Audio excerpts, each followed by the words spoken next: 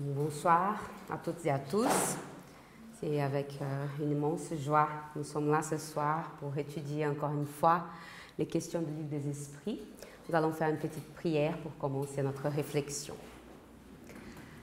Maître Jésus, nous vous remercions l'opportunité du travail, d'être là ce soir, d'étudier, d'apprendre et que nous puissions, Seigneur, partir d'ici avec notre cœur rempli d'apprentissage nouvelles, que nous puissions aussi mettre en pratique dans notre vie de tous les jours.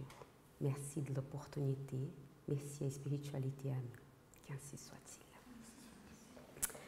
Alors, donc nous sommes au chapitre 8, le livre 2, l'émancipation de l'âme, visite spirit entre personnes vivantes. Donc nous avons eu déjà quelques questions sur ce chapitre. Pour ceux qui n'ont pas encore vu, vous pouvez donc chercher sur notre chaîne YouTube. Hein. Alors, donc nous avons la question 416. Vous pouvez lire, vous arrivez. Moi, j'arrive pas parce que je n'ai pas de lunettes. Ça va? Oui, c'est bon. Oui? Ok, donc voilà. L'homme peut-il provoquer les visites spirites par sa volonté? Peut-il, par exemple, dire en s'endormant: cette nuit, je veux me rencontrer en esprit avec telle personne, lui parler et lui dire telle chose? Les esprits répondent: voici ce qui se passe. L'homme s'endort, son esprit se réveille, et ce que l'homme avait résolu, l'esprit est souvent bien loin de le suivre, car la vie de l'homme intéresse peu l'esprit quand il est dégagé de la matière. Ceci est pour les hommes déjà assez élevés. Les autres passent tout autrement leur existence spirituelle. Ils s'adorent à leur passion ou restent dans l'inactivité. Il peut donc se faire que, selon le motif qu'on se propose, l'esprit aille visiter les personnes qu'il désire, mais de ce qu'il en a la volonté étant éveillée, ce n'est pas une raison pour qu'il le fasse.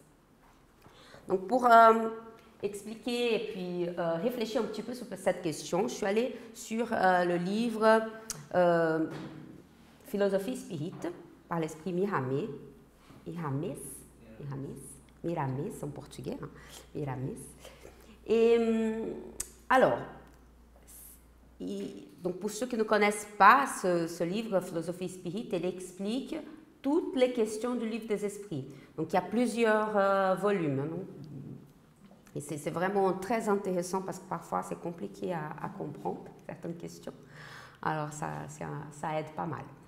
Donc il dit que l'esprit peut changer des postures une fois endormi.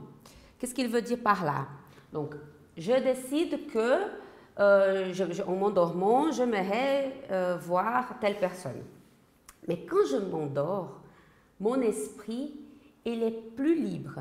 Du coup, il a plus d'idées et peut-être qu'il voit telle personne, ça ne l'intéresse déjà plus.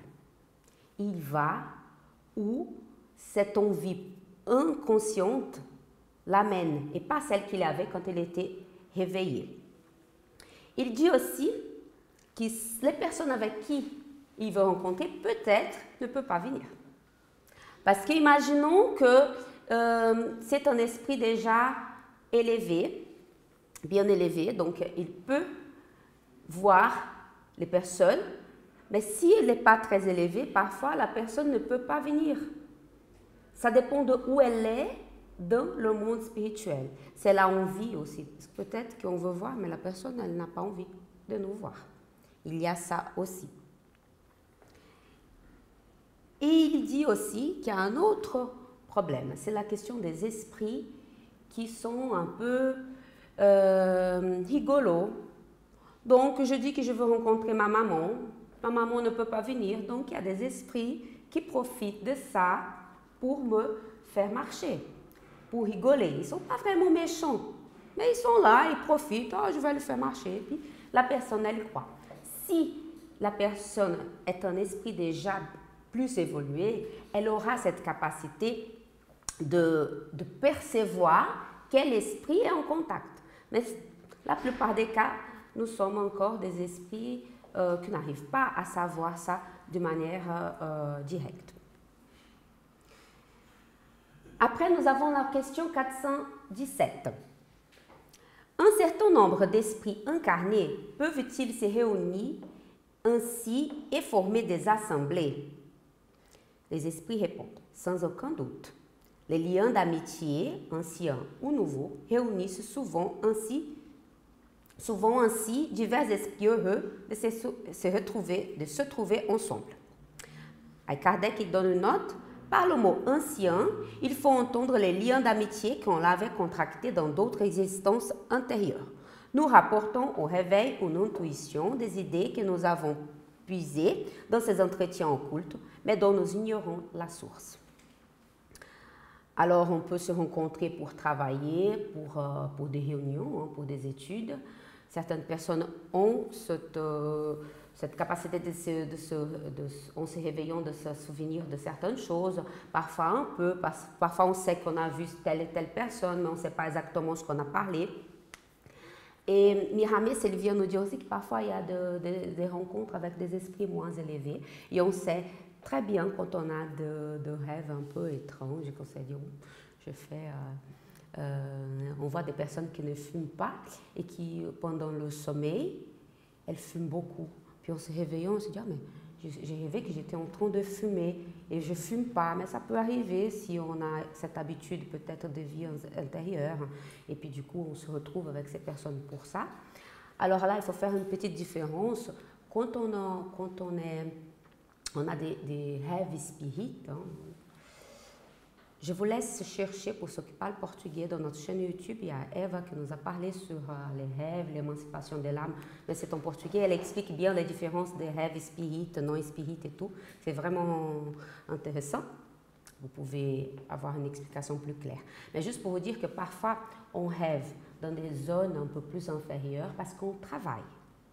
Ça ne veut pas dire qu'on est invité par des esprits amis, on va là-bas pour le travail. Ça peut arriver. Ça peut arriver aussi que des médiums se rencontrent dans ces assemblées, dans le monde spirituel, pour des réunions médiumniques dans le monde spirituel. Ça, c'est très intéressant comme chose, comme travail. On peut se rencontrer avec les personnes de lieu où on travaille, on peut aussi rencontrer avec la famille, des amis, et justement, quand on se réveille, on a parfois des souvenirs très clairs. On a des personnes qui savent raconter exactement ce qu'elles ont fait, et d'autres, on a juste cette idée. Ou, je me dis que l'idée, elle va venir au moment où il faut. Où on aura vraiment besoin de ce que nous a été dit, là, ça va venir comme peut-être un souvenir ou vraiment un pressentiment de ce que... Un déjà vu, ouais, comme on dit. Ok, donc on passe, ça va vite, 8h08, 418. On est là, dans la bonne... Oups. Voilà. Une personne qui croirait un de ses amis morts, tandis qu'elle ne saurait pas, pourrait-elle se rencontrer avec lui en esprit et savoir ainsi qu'il est vivant? Pourrait-elle, dans ces cas, en avoir l'intuition à son réveil? Comme esprit, elle peut certainement le voir et connaître son sort, s'il ne lui est pas imposé, comme épreuve, de croire à la mort de son ami. Elle aura un pressentiment de son existence, comme elle pourra avoir celui de sa mort. Là, je vous avoue, je suis allée voir Miramis parce que c'est une question qui est un peu... elle n'est pas très facile à comprendre comme ça quand on le lit. Hein. Donc, Miramis a dit plusieurs choses par rapport à cette question et j'ai trouvé intéressant. Pendant le sommeil, tout peut arriver. Ça commence comme ça. Tout peut arriver quand on est endormi avec notre esprit. Après, il dit, on peut retrouver des personnes qu'on cherche ou parfois nous sommes recherchés. Donc, c'est eux qui nous retrouvent. Ça peut arriver aussi. Même nos ennemis. Un esprit plus avancé peut voir si l'autre est déjà désincarné ou pas. Donc, ce n'est pas tout le monde qui va voir un esprit, il va se dire, ah, lui, il est désincarné, ou lui, il n'est pas, et ça ne va pas. Il dit qu'un esprit, quand il est plus avancé, moi, je ne sais pas, peut-être d'entre vous, vous avez déjà vu, moi, jamais, j'ai jamais fait attention en tout cas. Après cette question, je vais faire un peu plus attention dans mes rêves. C'est qu'on peut, pour savoir, faire attention au fil argenté qui existe à la base du crâne. Donc, l'esprit, il est lié à son corps. Donc, être attentif à ça, je vais essayer. Je vous dirai prochaine fois, peut-être. Mais je n'ai jamais remarqué, c'est rigolo parce que parfois je me réveille, je me dis, ah, j'ai rêvé, mais est-ce qu'il était incarné ou pas incarné? Des personnes qui me rencontrent, mais je n'ai jamais fait attention à ça. Alors, il dit que l'esprit désincarné, il est libre. Du coup, voilà, donc il n'y aura pas ces fils. Hein. Il dit un truc qui est super intéressant. Il dit que bientôt, donc c'était écrit quand, je ne sais pas quand il a été écrit ce livre, mais ça fait longtemps qu'il existe cette collection hein, de philosophie spirit. Mais il disait à l'époque déjà que bientôt les voyages astrales, elles seront communs. Tout le monde pourra le faire. On va évoluer un peu plus et on pourra faire ça plus facilement. Donc, pour ces 3 questions, c'est ce que nous avons. Je vais juste faire alors un petit commentaire par rapport à tout ce qu'on a vu. Si on peut remarquer, ce qu'il veut dire par là, c'est l'importance de notre vibration. Donc, l'importance, par exemple, de la prière au moment de dormir. On apprend ça à nos enfants pour peut-être éviter des cauchemars, de peur de la nuit, de dire que c'est normal, de parler, d'être humble, de dire je suis là, je me mets, je vais dormir et je suis libre après pour travailler, pour apprendre. Attention parce que ne pas demander ce qu'on ne peut pas. Savoir aussi notre limite parce que parfois si je demande trop d'aider, parfois je vais dans une zone où ça ne va pas trop pour moi. Et je vais être plus perturbée qu'autre chose. Mais d'être humble dans le sens, je suis là, je me mets à volonté pour pouvoir travailler, pour pouvoir faire un peu plus. Parce que ce rencontre avec nos ennemis dans le monde spirituel qui peuvent ou pas nous accompagner dans notre moment éveillé, ils peuvent être diminués par notre manière d'être, notre manière de faire, donc notre comportement dans notre vie de tous les jours, donc la manière dont nous portons. Et la prière, c'est vraiment quelque chose de très important au moment de dormir, pour que ces rencontres dans le monde spirituel soient quelque chose de plus dans notre vie. Au-delà en se réveillant, se souvenir ou pas, mais vraiment d'être là pour pouvoir vraiment travailler, apprendre et partager après avec les personnes qui sont autour de nous. Donc voilà pour ces 3 questions. N'oubliez pas d'aller chercher ce que nous a dit Eva il y a quelques temps, il y a déjà quelques années. Merci.